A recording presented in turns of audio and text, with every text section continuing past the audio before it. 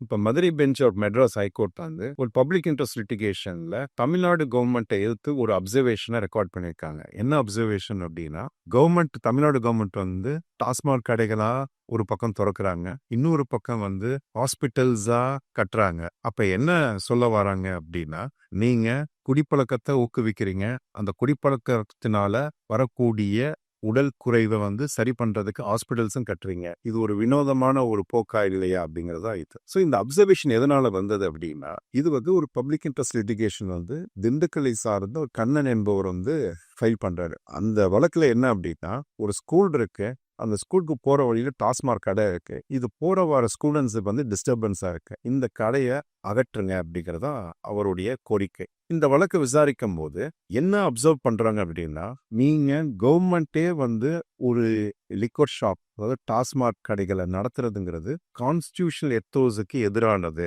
அப்ப constitutional ethos அப்படின்னா, இந்த அரசியல் சட்ட அமைப்பு கூறிய அறிவுரைகளுக்கு ஒவ்வாதது அப்படின்னு சொல்றாங்க. அப்ப directive principle of state policy தான் என்னது, அரசு வழிநடத்தும் நெறிமுறைகள்.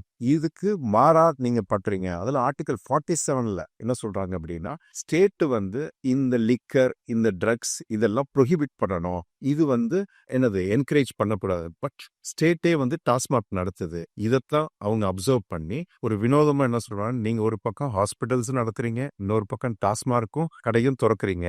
ஸோ இது வந்து நல்லதல்ல அப்படிங்கிறதா